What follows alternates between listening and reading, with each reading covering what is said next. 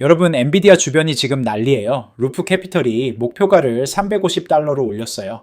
시총 8조 5천억 달러를 의미하는 숫자거든요. 그런데 트럼프 대통령은 블랙웰 칩을 중국한테 절대 안 판다고 못을 박았고요. 동시에 미국 정부는 마이크로소프트가 UAE한테 엔비디아 칩 6만 개 넘게 팔 수 있도록 승인했어요. 팔란티어 실적은 월가 예상을 가뿐히 뛰어넘으면서 AI 수요가 진짜라는 걸 증명했고요. 750억 달러 스타트업 스펙트로 클라우드는 엔비디아랑 손잡고 GPU 효율성 문제를 해결하겠다고 나섰습니다.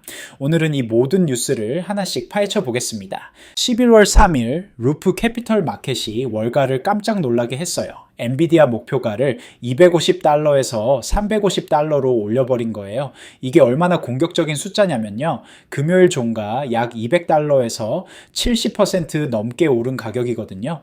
만약 이 목표가에 도달하면 시가총액이 8조 5천억 달러가 돼요. 루프 캐피털 애널리스트 아난다 바루아는 말했어요. 우리는 차세대 골든 웨이브, 그러니까 제너레이티브 AI 도입에 황금 물결에 진입하고 있다고요. 엔비디아는 예상보다 훨씬 강한 수요의 또 다른 상승 국면 최전선에 있습니다. 라고 덧붙였죠. 루프 캐피털만 낙관적인 게 아니에요. 로젠블렛 시큐리티즈도 같은 날 목표가를 250달러에서 240달러로 올렸거든요. 골드만삭스도 210달러에서 240달러로 상향했고요. 월가 평균 목표가가 약 230달러인데 루프 캐피털은 그것보다 훨씬 높은 걸 제시한 겁니다. 이 소식에 엔비디아 주가는 월요일 프리마켓에서 2% 넘게 올랐어요. 올해 들어 주가가 50% 넘게 올랐는데 반도체 지수 상승률 45%를 능가하는 수준이에요. 엔비디아는 지난주 역사상 처음으로 시총 5조 달러를 돌파한 회사가 됐거든요. 그런데 여기서 더 올라갈 수 있다는 거죠. 루프 캐피털의 장밋빛 전망 뒤에는 복잡한 지정학적 상황이 있어요. 11월 2일 트럼프 대통령이 CBS 60 미닛 인터뷰에서 폭탄 선언을 했거든요. 엔비디아의 가장 첨단 칩은 미국 기업들만 가질 수 있습니다. 다른 나라한테는 주지 않아요.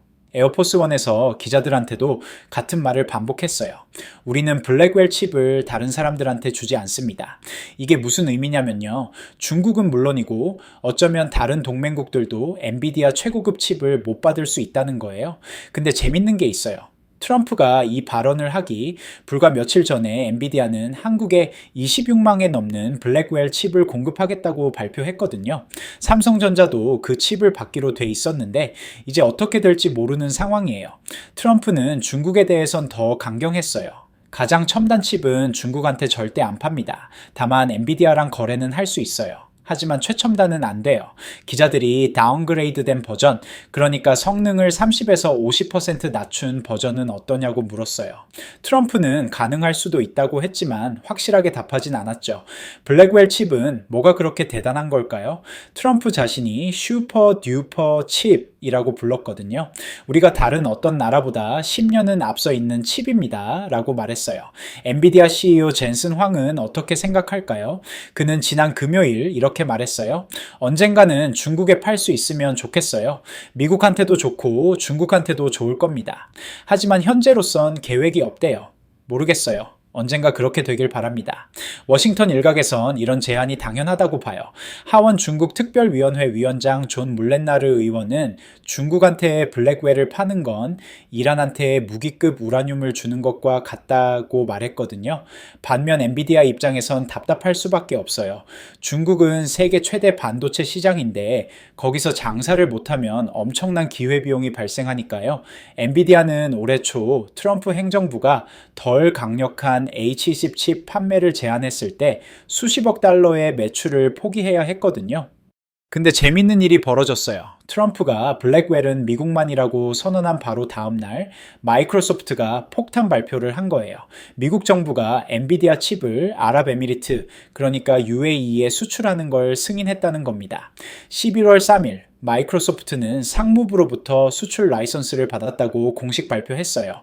규모가 어떻게 되냐면요. 6만 개가 넘는 엔비디아 칩이에요. 여기에는 엔비디아의 최신 GB300 그레이스 블랙웰 칩도 포함되어 있고요. A100 칩 기준으로 환산하면 약 6만 4천 개 정도 되는 컴퓨팅 파워래요. 마이크로소프트 브래드 스미스 사장은 CNBC한테 이렇게 말했어요. 하워드 루트닉 상무장관과 그가 이끄는 팀 덕분에 수출 라이선스를 받을 수 있었습니다. 정말 감사하게 생각합니다. 이 승인은 9월에 났대요. 업데이트되고 엄격한 기술 안전장치를 기반으로요. 근데 이게 트럼프 발언이랑 완전히 모순되는 거 아니냐고요? 그렇게 볼 수도 있는데요. UAE는 특별한 경우예요. UAE는 미국 에너지 및 AI 관련 프로젝트에 1조 4천억 달러를 투자하겠다고 약속했거든요. 이 나라 연간 GDP가 약 5,400억 달러인데 그보다 훨씬 큰 금액을 투자한다는 거예요. UAE 미국 대사 유세프 알 오타이바는 올해 초 이렇게 말했어요. 이 협정은 AI 모델, 칩, 데이터, 접근을 보호하는 새로운 골드 스탠다드를 만들고 있습니다. 이번 발표는 마이크로소프트가 UAE에 총 152억 달러를 투자하는 계획의 일부예요. 2029년까지 진행되는 프로젝트죠. 마이크로소프트는 이미 바이든 행정부 때 승인받은 라이선스로 UAE에 엔비디아 GPU 2만 첨가에 넘게 확보해 놨대요. 우리는 이 GPU들을 오픈AI, 엔스로픽, 오픈소스 제공업체들 그리고 마이크로소프트 자체의 첨단 AI 모델에 접근하는 데 사용하고 있습니다. 옥스퍼드 이코노믹스의 아자드 장하나는 말했어요. 엔비디아 칩은 UAE가 AI 분야 주요 글로벌 플레이어가 되려는 노력에 결정적입니다. 세계 최고의 AI 칩에 접근할 수 있다는 건 개발자들한테 엄청나게 경쟁력 있는 글로벌 환경에서 필요한 우위를 제공합니다. 이 뉴스 외에 엔비디아 주가는 월요일 2% 넘게 올랐어요. 엔비디아 낙관론을 뒷받침하는 또 다른 소식이 터졌어요. 11월 3일 팔란티어 테크놀로지스가 3분기 실적을 발표했거든요.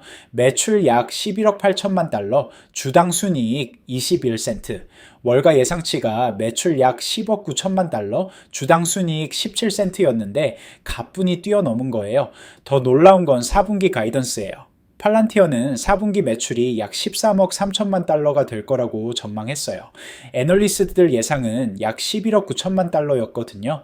팔란티어 공동 창업자이자 CEO인 알렉스 카프가 뭐라고 했는지 아세요? 이 결과들은 AIP를 사용해서 AI 레버리지를 복리로 쌓는 것에 변혁적 영향을 부인할 수 없게 만듭니다. 우리는 또다시 우리 회사 역사상 가장 높은 분기별 매출 성장 가이던스를 발표합니다.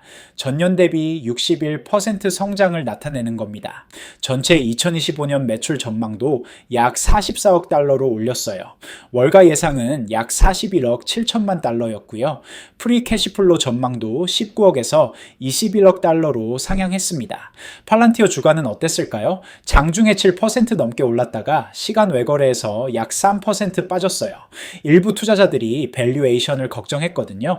올해 주가가 150% 넘게 올라서 시총이 4,900억 달러가 넘었으니까요. 근데 이게 엔비디아랑 무슨 상관이냐고요? 엄청 중요한 연결고리가 있어요.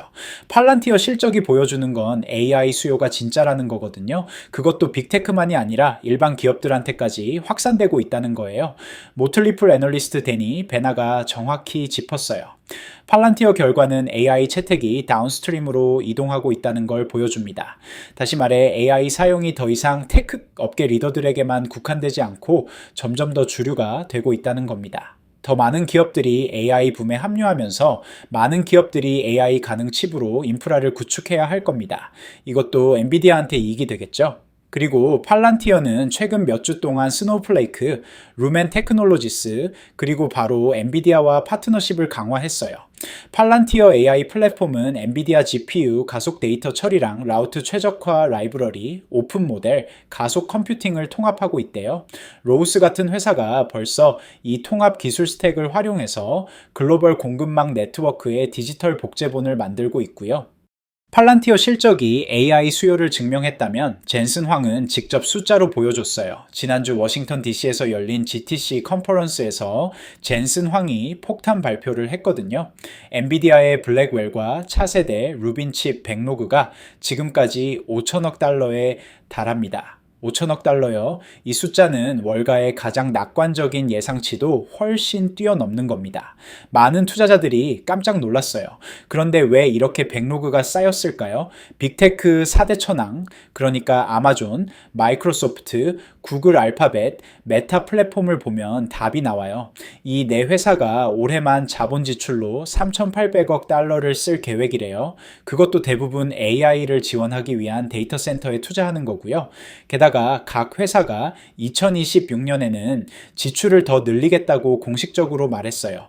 이게 바로 엔비디아한테 5천억 달러 백로그가 생긴 이유예요. 데이터 센터 GPU 시장에서 엔비디아가 차지하는 점유율이 얼마인지 아세요? IoT 애널리틱스에 따르면 92%라요. 거의 독점에 가까운 수준이죠. 그리고 AI가 데이터 센터를 넘어 확장되면서 엔비디아는 거기서도 이익을 볼 위치에 있어요. 엔비디아 칩이 AI의 두 단계, 그러니까 트레이닝과 인퍼런스 모두에서 골드 스탠다드니까요. 최근 몇 달 동안 AI 채택 속도가 둔화되고 있다는 우려가 있었거든요. 절대 성장률은 여전히 인상적이지만 상대적 성장률이 줄고 있다는 얘기였어요. 그런데 팔란티어 실적이랑 엔비디아 백로그를 보면요. AI 수요가 둔화되고 있다는 건 완전히 잘못된 얘기예요. 오히려 반대로 수요가 폭발하고 있어요. 근데 AI 인프라에 큰 문제가 하나 있어요. 기업들이 엔비디아 GPU를 사긴 하는데 실제로는 70%를 안 쓰고 놀린다는 거예요. 10월 28일 골드만삭스가 투자한 750억 달러 규모 스타트업 스펙트로 클라우드가 엔비디아와 전략적 파트너십을 발표했어요. 스펙트로 클라우드 공동 창업자이자 CEO인 텐리프가 비즈니스 인사이더한테 이렇게 말했어요. AI 인프라는 엄청나게 비쌉니다. 대부분의 조직은 GPU 사용률이 30%밖에 안 돼요. 그렇게 비싼 하드웨어를 그런 식으로 사용하는 건 정말 최선의 방법이 아니죠. 생각해 보세요. 기업들이 수백만 달러, 어쩌면 수천만 달러를 들여서 엔비디아 GPU를 사는데요. 그걸 70%나 놀리고 있다는 거예요. 이게 얼마나 큰 낭비인지 아시겠어요? 스펙트로 클라우드가 내놓은 해결책이 바로 팔레트 AI 플랫폼이에요. 이 플랫폼이 엔비디아 통합을 지원하면서 GPU 효율성을 30%에서 60%로 높여준대요. 두 배로 올리는 거죠. 이게 기업들한테 수백만 달러를 절약해 줄 수 있다는 겁니다. 스펙트로 클라우드 최고 기술 책임자 세드 말릭은 팔레트 AI를 접착층이라고 불렀어요. 이 플랫폼이 서로 다른 하드웨어랑 소프트웨어 구성 요소들을 연결해서 마찰 없이 함께 작동하게 만들어 준다는 거예요. 시스템은 엔비디아 AI 엔터프라이즈 소프트웨어, 엔비디아 니모, 엔비디아 NIM 같은 도구들과 통합된대요. 엔비디아 기술용으로 설계됐지만 팔레트 AI는 오픈하고 유연해서 다른 기술 제공업체 제품들도 연결할 수 있고요. 엔비디아 엔터프라이즈 담당 시니어 디렉터 앤 헤흐트가 스펙트로 클라우드 성명서에서 이렇게 말했어요. 모든 산업에서 AI 채택이 증가하면서 데이터 센터와 엣지를 연결하는 확장 가능하고 적응 가능한 인프라가 필요합니다. 스펙트로 클라우드의 풀스택 엔비디아 AI 통합은 기업들이 성능, 효율성, 신뢰로 AI 팩토리를 구축하고 운영할 수 있도록 지원하고 있습니다.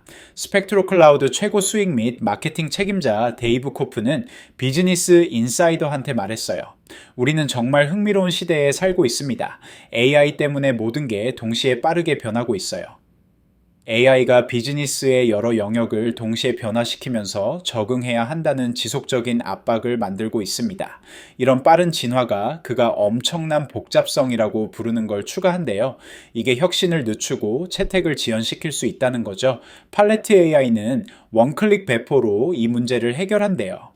플랫폼이 관리팀과 AI 전문가 사이의 역할을 분리해요. 관리팀은 거버넌스와 보안을 관리하고 AI 전문가들은 실험하고 새 솔루션을 만들 자유를 갖는 거죠. 기업들이 몇 주가 아니라 몇 시간 만에 엔비디아 인프라를 사용해서 완전한 AI 환경을 만들 수 있대요. 시스템은 최신 엔비디아 기술들을 지원해요. 블랙웰 GPU, 그레이스 CPU, 블루필드 3와 블루필드 4 데이터 처리 유닛까지요. 그럼 우리 같은 투자자들은 뭘 봐야 할까요? 좋은 점들부터 정리해 볼게요.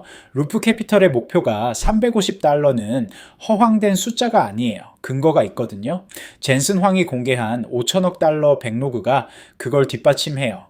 빅테크 4대 천왕이 올해만 3,800억 달러를 AI에 쏟아붓고 내년엔 더 늘린다고 했어요. 팔란티어 실적은 AI 수요가 빅테크를 넘어서 일반 기업으로 확산되고 있다는 걸 증명했고요. 데이터 센터 GPU 시장 점유율 92%는 거의 독점 수준이에요. 블랙웰과 차세대 루빈 칩은 경쟁사들보다 훨씬 앞서 있어요. UAE 같은 전략적 시장에서 미국 정부의 승인을 받았다는 것도 긍정적이고요. 근데 조심해야 할 것들도 있거든요.